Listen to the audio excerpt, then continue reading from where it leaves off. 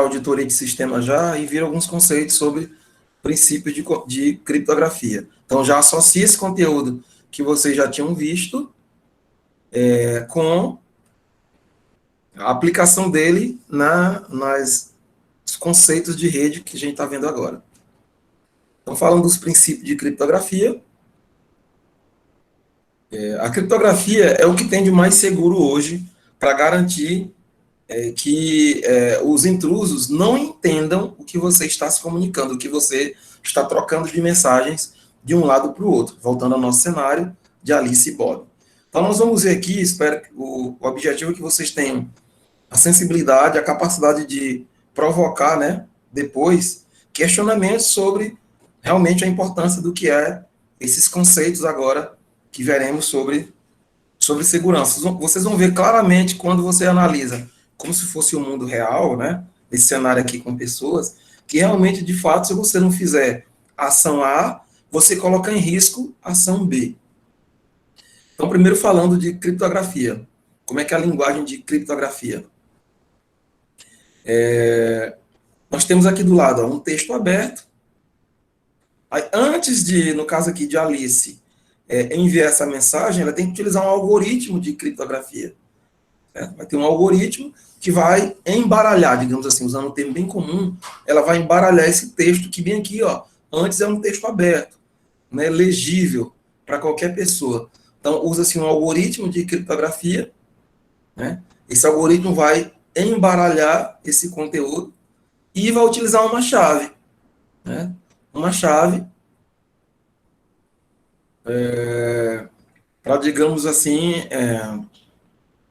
uma chave que vai ser necessária para que a pessoa do outro lado tenha, e aí com isso ele desembaralhar esse conteúdo. Então, a partir do momento que o algoritmo é utilizado para embaralhar, para criptografar o conteúdo, o texto passa, ó, todo cifrado, ó, todo cifrado. Então, bem aqui, ó, a pessoa intrusa, ela vai entender, ela continua escutando, opa, ela fica escutando a conversa, mas não vai entender bolhufas, não vai entender nada do que está sendo. Ela sabe que está acontecendo uma troca de mensagem entre as partes, mas não vai entender. Quando ela chegar aqui do outro lado, no caso aqui Bob, vai utilizar um algoritmo também que vai decriptar, né, vai desembaralhar esse conteúdo. E ele só vai conseguir fazer isso através de uma chave também. E aí o texto fica aberto, e aí ele vai entender a mensagem enviada por Alice. Essa chave que é utilizada para poder exigir uma autenticação, né, para desembaralhar esse conteúdo, para decriptar o conteúdo, ela tem de dois formatos, a chave simétrica e tem a chave pública.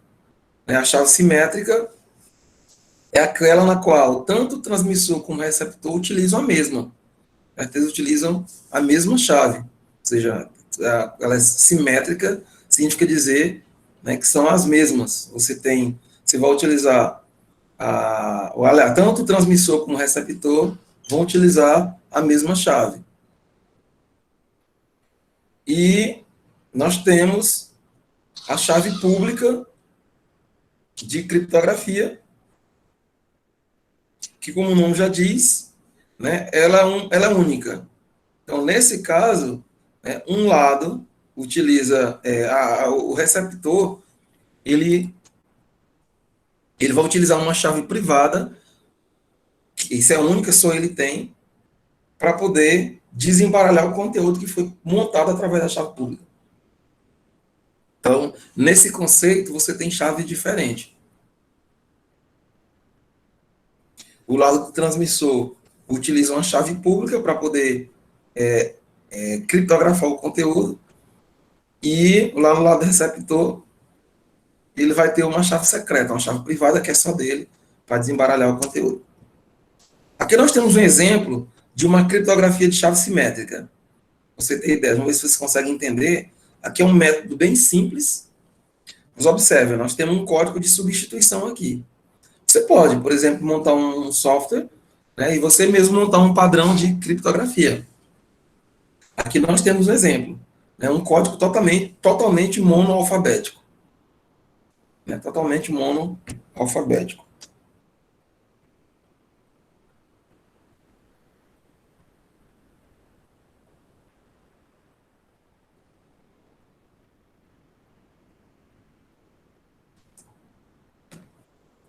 Quero ver se vocês conseguem entender essa criptografia. Nesse caso, né, por alguns instantes, gente, né, vocês são as intrusas aí, né? Ou os intrusos. Ó, o texto aberto é esse aqui, ó. O texto aberto. Na segunda linha eu tenho o texto cifrado. E agora eu tenho um exemplo agora, digamos assim, do algoritmo sendo aplicado. Ó. O texto aberto é, ó, Bob, I love you, Alice. Quando o algoritmo entra em ação, ele cifra, né, criptografa o conteúdo. Ó. Aí ele vai assim, ó, essa segunda linha. Ou seja, quem estiver monitorando a rede, por exemplo, usando o Wireshark, vai conseguir escutar, copiar tudo que está sendo trocado de mensagem. Só quando você capturar a mensagem, você vai pegar isso aqui, ó, nkn.sg, essa bagaceira.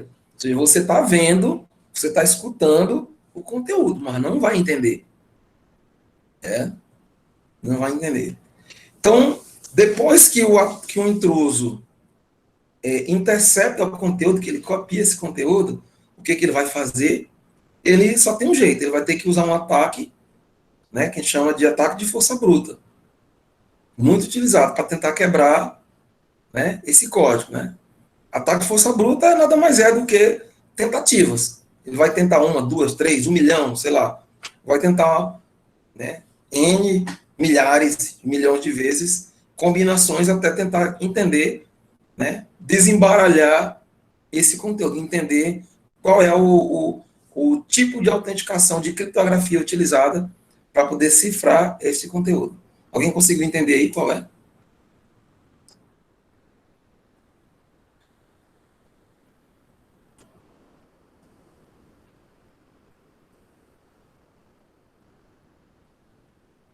Ah, Lucas, né, que vocês não pagaram, né? Era para ser nesse período que foi ofertado a auditoria. Vamos lá, olhando para esse código aí, ó. No caso aí, ó, no mundo. Se fosse em redes, aliás, numa rede de verdade, vocês, vamos ver, nesse nosso cenário aqui é Bob, Alice e a intrusa. No cenário real, você teria dois usuários aí, né, em rede, e aí você utilizou aí um TCP dump, né, um Wireshark, para poder capturar o conteúdo da rede. Conseguiu. Você conseguiu capturar a mensagem que estava sendo trocada na rede. Só o jeito que ela chegou. Chegou toda cifrada aí, como vocês estão vendo aí. E aí, qual o objetivo agora? É utilizar um ataque de força bruta, certo? Nesse conteúdo para tentar quebrar essa chave e entender qual foi o código utilizado para gerar essa cifra. Vamos lá? 2 minutinhos aí para vocês matar a charada aí.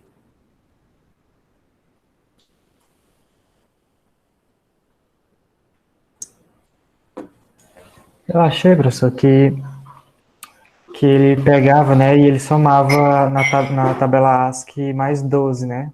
E aí substituía o valor, mas faria sentido com o A e o B, né? Por causa que fez MN, né? Que aí somando mais 12 dá respectivo. Só que o C não faz sentido, que o C vira B. Não. Ele é mais simples do que isso aí, do que você analisou. Cifra de César, chave 13. É mais simples, ó.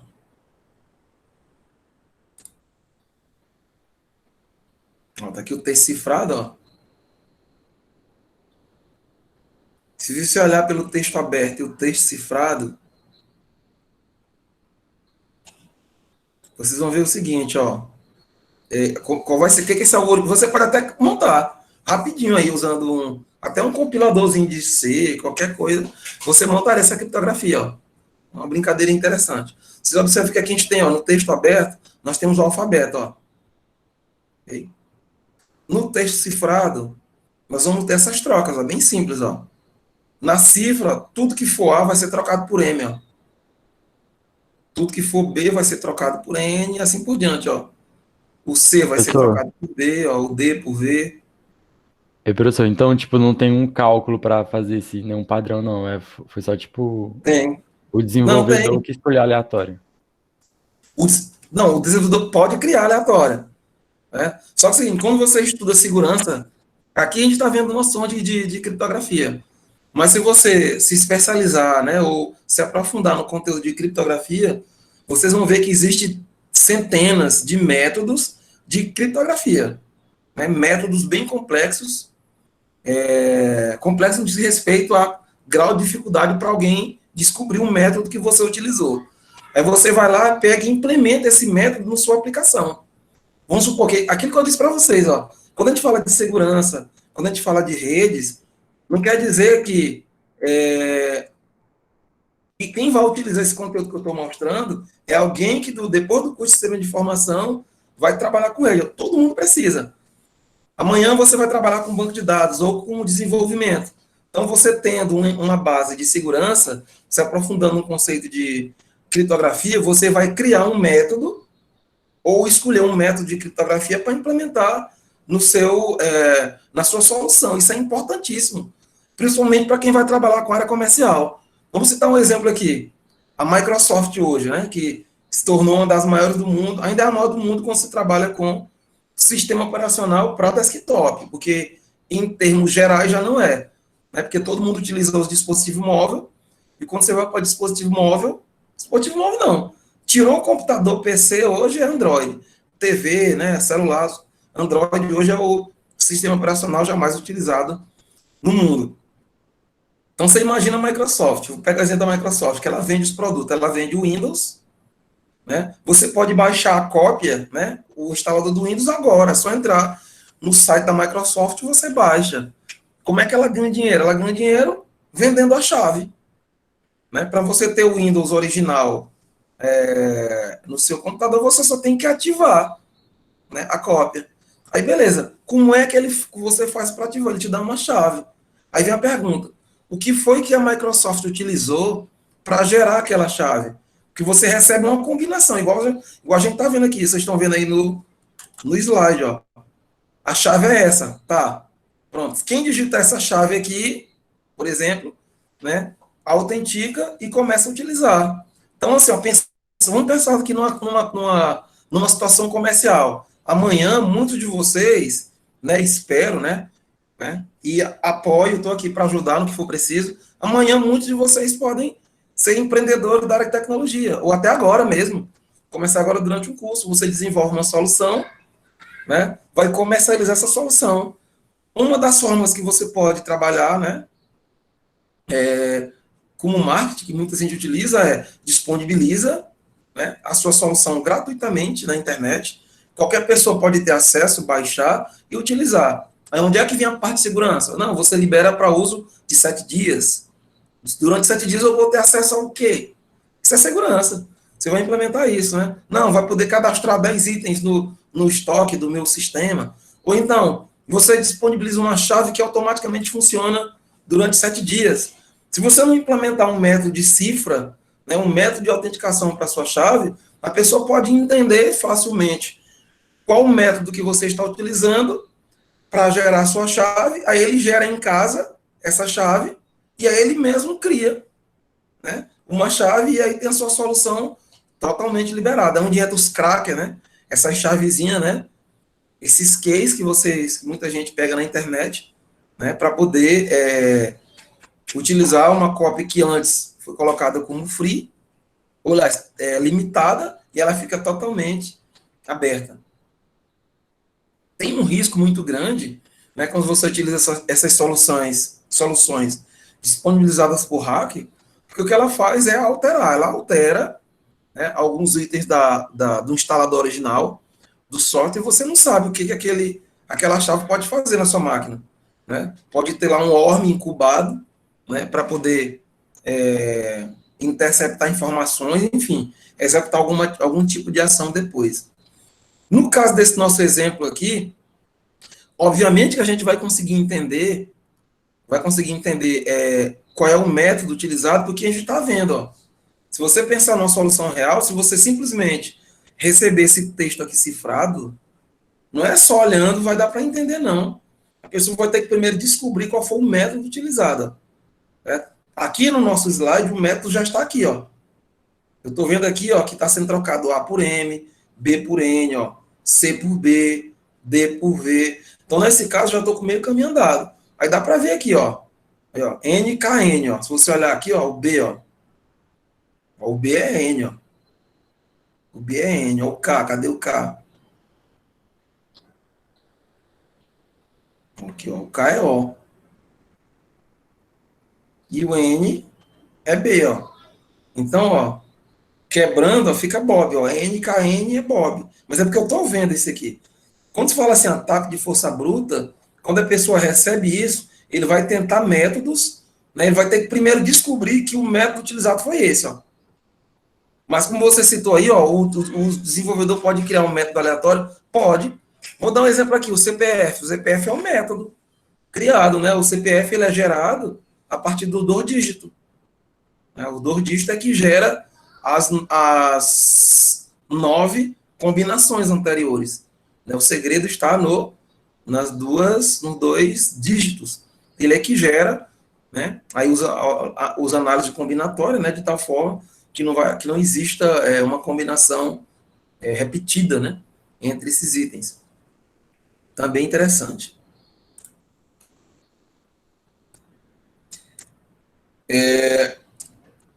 Agora, se a gente entrando aqui em vários outros, falando de métodos, vocês vão ver aqui. Ó, um negócio aqui que tem muita polêmica, eu faço para minha piada, né? Eu vou até perguntar aqui para vocês. Vocês têm algum.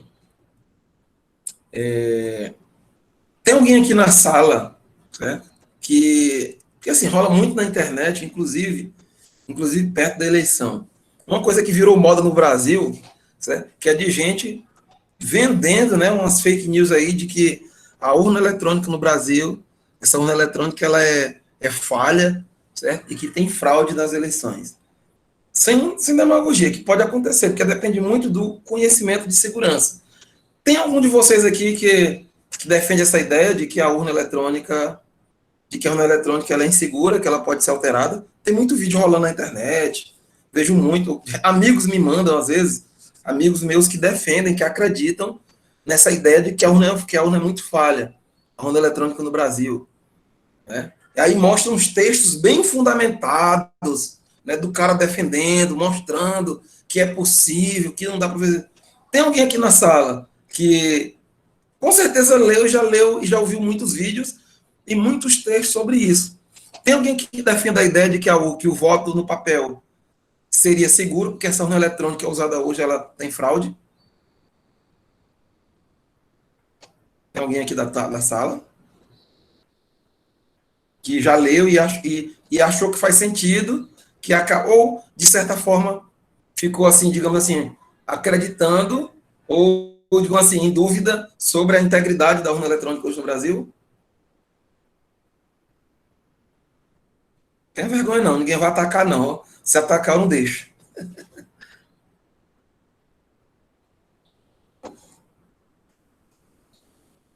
Ninguém. Alguém já leu, ouviu alguma matéria falando disso? De que a urna ela é muito passiva de fraude no Brasil? Professor, mas no papel não seria muito mais passível de fraude, não? Mais passivo de fraude? Votar no papel.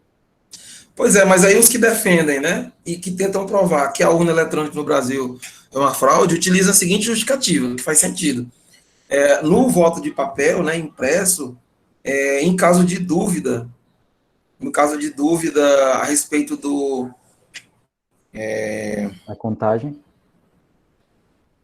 Não, na fraude, né, assim, a suspeita de fraude, né, o exemplo, então, assim, chegou a essa conclusão.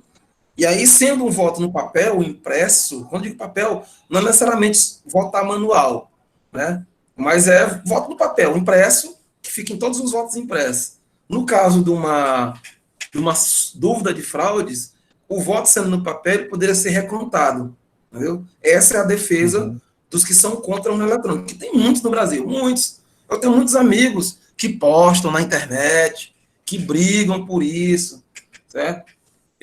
Na roda de conversa, mas não tem. É porque é o seguinte, com o volume de informações hoje no Brasil, no Brasil não, no mundo, né, por conta da internet, é muito fácil, principalmente quando a gente vai para redes, é muito fácil você pegar um assunto, você pega um assunto e faz tudo bonitinho, cada dia tudo bonitinho, igual a gente aprende na universidade, com resumo, uma introdução, um desenvolvimento, com conclusão, resultados e discussões, tudo bem feito. Um artigo científico de primeira. Só que não tem, tá tudo errado. Quando você vai para conteúdos de rede, principalmente, é muito comum acontecer isso. Diga lá, Hércules.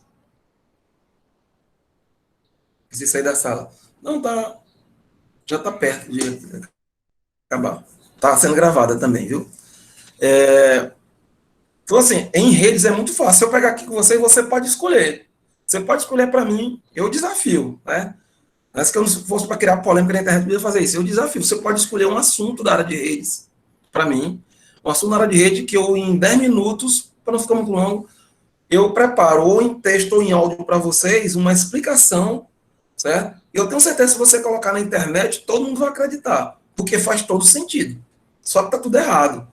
Né? Porque o leque de opções ele é tão amplo, como você trabalha principalmente com segurança, que é muito fácil a pessoa criar. Quando eu digo criar, a pessoa pode criar proposital para fazer o mal, e tem aquele que cria sem realmente ter má intenção. A pessoa escuta, acredita naquilo que a pessoa diz, e aí ele replica o conteúdo. Né? Por exemplo, na eleição, essa não teve muito não, mas na eleição, e detalhe, eu estou com 3 eleições seguidas, que eu estou trabalhando como, ele não disse trabalhar não, mas é trabalhar, né? Como mesário, né? Eu aproveitei os trabalhos como mesário para entender um pouco mais ainda do processo. O sistema, como todo, aí sim, o sistema de informação montado, ele na minha visão, ele é perfeito. Agora, se alguém não cumprir alguma das etapas, aí é complicado, mas o sistema de informação, porque a segurança da urna é apenas um item no contexto. O sistema de informação utilizado para a eleição no Brasil, ele é perfeito. Perfeito, muito bom. Ele não é passivo de fraude, não é muito difícil. Inclusive, o TSE, próximo das eleições, ele lança sempre um desafio. Ele lança um desafio, eu vou até montar um trabalhozinho para vocês pesquisarem, que é muito massa sobre a urna. O TSE, normalmente um ano antes da eleição, ele lança um desafio aberto para que pessoas montem grupos e testem a segurança da urna. Você pode testar. Eles abrem para você fazer testes e ataques para tentar encontrar falha na urna. Né? O TSE faz isso. E a única falha que foi encontrada ao longo dos anos aí da urna eletrônica foi o seguinte, um grupo liderado por 2 especialistas de segurança da UNB, né, que gerou uma polêmica danada há uns 8 anos atrás, pesquisem um pouco sobre isso, é importante, fiz nosso conteúdo de segurança, e eles conseguiram descobrir, detalhe, em cima desses métodos de criptografia, viu? Eles descobriram que o método utilizado para criptografia nas urnas eletrônicas era frágil no que diz respeito ao seguinte, o que era possível fazer? Ele descobriu que era possível reordenar os votos. Certo? Como assim? Um dos itens de segurança na urna eletrônica essa utilizada no Brasil, que os votos eles são armazenados de maneira aleatória. Né? Quando ele é armazenado, por exemplo, digamos, vocês votaram esse ano, né? Acredito que muitos votaram. Então, assim, vocês, digamos assim, um exemplo aqui real. Você foi lá na sua sessão 2 horas da tarde e votou. Então, assim, eu estou lá trabalhando na sessão. Eu sei que você votou 2 horas da tarde. E eu sei que fulano de tal votou 2h05, porque eu estou vendo ele chegar. Só que o voto que é armazenado na urna, ele não é armazenado na ordem de votação. Ele é armazenado de maneira totalmente aleatória. Totalmente aleatória. E existe um método para isso. Né? Do mesmo jeito que aqui no slide a gente está vendo que foi utilizado um método, né, um método para fazer isso aqui, ó, para cifrar as mensagens, a urna eletrônica utiliza um método desse aqui, ó, para poder guardar os votos totalmente aleatórios, para não ficar na ordem. O que essa equipe descobriu na época? Isso tem uns 5, 6 anos. Ele descobriu que o método utilizado utilizava uma combinação de bits pequena, né? Poucos bits, sei lá, enfim, X bits lá. E se a pessoa, primeiro, tiver acesso, certo? Ao conteúdo da urna, facilmente era possível desembaralhar, né? a ordem e colocar os votos em ordem. Certo? Essa foi a falha descoberta há uns 6, 8 anos atrás, nesses processos que o próprio TSE libera para você se inscrever, montar sua equipe e tentar descobrir uma falha na urna. Eles descobriram isso, que era possível colocar os votos em ordem. Essa é a falha que foi encontrada na urna. Né? Aí, detalhe, colocando os votos em ordem, supõe-se que, né, poderia alguém ter acesso a essa ordem e utilizar isso talvez como chantagem, digamos assim, dizer assim, olha, eu sei que você votou tal hora, né, mas é um caminho longo chegar até aí. Né? Essa foi a falha descoberta na urna ao longo desses anos. Agora o resto, a pessoa pode trocar foto, existe todo um processo de auditoria, todos os partidos políticos envolvidos têm um fiscal, certo?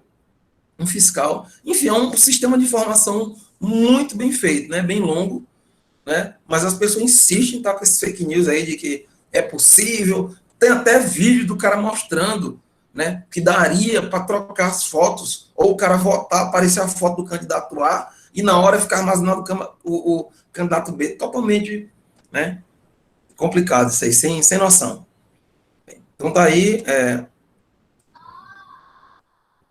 falando especificamente de métodos, ó. Aqui tem um método que é o DES, né? O DES utiliza um padrão, esse padrão de criptografia foi criado em 1993, ó. Utiliza chave simétrica de 56 bits. Essa quantidade de bits ela é importantíssima, né? Porque assim, ó, quando fala aqui em 56 bits, eu trouxe aqui para um número, trouxe não, vamos trazer aqui para uma analogia que ficar mais fácil entender. Se você, em vez de pensar em 56 bits e pensar, por exemplo, em combinatória, imagine que você vai utilizar um método de criptografia que trabalha com dois dígitos. Em vez de 2 bits, vamos pensar em 2 números apenas. Esses 2 números são 0 e 1. 0 e 1. Quantas combinações possíveis dá para fazer com 0 e 1? Pode ter 0 e 1, não é não? 0 e 1 dá quantas? Acho que dá 4? Não, dá mais, ó. 0 e 1, 0, 0, né? 0, 1, 0, 0, 1, 0, 1, 1. Acabou? 0, dá 4, não é isso? 4 combinações possíveis. Entenderam? Então, imagine que a sua chave de criptografia, ela só usa 2 bits, né? Vamos tomar aqui com 0 e 1. Então, por exemplo, descobrir qual foi a chave utilizada é fácil, que eu só tenho 4 testes para fazer. 4. Agora, se você aumentar para 3, vai multiplicando o número de combinações, é absurdo.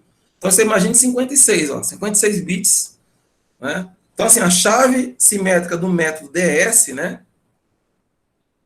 Ele trabalha 56 bits na chave e 64 bits no texto aberto de entrada.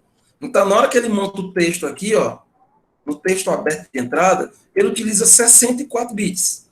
O número de combinações para você descobrir com força bruta em 64 bits é absurdo. Né? Se você fizer um cálculo aí com análise de combinatório, você vai ver quantas combinações são possíveis. Acho que não vai ter papel não, viu, para 64 bits. É muito grande, é bem grande. Agora vem um detalhe. Qual é o grau de segurança se você utilizar o padrão DES para criptografar os seus conteúdos? O DS Challenge, ele é que é uma frase criptografada com chave 56 bits, né, já falamos dele. Ele foi decodificado no teste, ele foi decodificado pelo método de força bruta em 4 meses. Observe, ó. Esse aqui, ó, o DES, com uma chave de 56 bits, né, na chave, e 64 bits no texto de entrada, aberto, usando um ataque de força bruta, conseguiram quebrar, no caso, desembaralhar, né, em 4 meses. Em 4 meses. Ó, não existe nenhum ataque mais curto conhecido. Ó. Então, você imagina aí, você vai deixar o computador com um software rodando, né, numa chave dessa, né, 4 meses foi o prazo mínimo, né, que conseguiram utilizar no teste para quebrar essa chave. Então ele foi considerado não tão seguro. Aí, para melhorar a segurança dele, né, o que foi feito? Passaram a trabalhar com 3 DES, ou seja, 3 chaves em sequência, né, sobre cada dado. Então foi multiplicado por 3, né, essa chave, 3 chaves, uma sobre a outra, para cada dado enviado. Então isso aumentou a segurança dele. Um outro método, que é o que é muito utilizado, se vocês olharem os roteadores de vocês, vocês vão ver que ele já tem uma opção para AES, que é a mais indicada. Na hora de você escolher, por exemplo, a chave, você está configurando lá o seu roteador, seu ponto de acesso, então na hora de você criar sua senha, você tem que escolher o método que vai ser utilizado para a sua chave ser criptografada. Um deles é esse, ó, o AES. Ó, foi criado em 2001, né? Também trabalha com chaves simétricas, e ele foi criado com o objetivo de substituir o anterior, ó, o DES. O bloco dele já pula para 128 bits, né? Os dados com 128 bits, e as chaves, né, simétricas, né, utilizadas no método DS, ele pode ser com 128, 192 ou até 256 bits. Para vocês terem ideia, né, do grau de segurança, né, para esse tipo de chave, esse tipo de método, melhor dizendo, ó, uma decodificação por força bruta, ou seja, tentar cada chave, ó, com calma, ó. Não, primeiro, não tem a quebra, né? Existe utilizado uma simulação para cálculo. Ó, o que você leva 1 segundo, olha o detalhe, ó, o que você leva 1 segundo no método DS, certo? Você vai levar 149 trilhões de anos no AES. E aí, dá para fazer força bruta? Porque, por exemplo, força bruta não tem segredo. É você ficar testando. Imagina, eu vou tentar a senha. Deixa eu ver se a senha é 1, 2. Deixa eu ver se é 1, 2, 3. Deixa eu ver se é 3, 2, 1. Deixa eu ver se é 2, 1, 3. Deixa eu ver se é 2, 3, 1. Deixa eu ver se é 1, 3, 2. É testando, ó. Aí você automatiza isso. Você automatiza isso e deixa lá o processador rodando. Então, assim, fazendo a comparação, ó. No AES, né? Vocês viram aqui, ó, que uma chave, um blocozinho de 56 bits durou 4 meses para atacar. 4 meses para atacar. Comparando com a AES, ó, o que leva 1 segundo no DS equivale a 149 trilhões de anos. Imagine se você levar 1 segundo e multiplicar para 4 meses. Você não tem que pegar aqui esse 1 segundo, né? Daqui que você chega em minuto, em hora, em dia, em mês, né? Não dá nem para pensar no cálculo. Ou seja, é muito seguro o método AES. É o que é mais utilizado hoje, né? Aí nós temos chave pública, né? Aí vamos falar ainda da chave pública. E aí nós vamos parar por aqui, senão vai ficar muito longo. A gente vai parar. E vamos continuar daqui, né? De conceitos sobre chave pública. Deixa eu garantir aqui a gravação. Não fica muito extenso.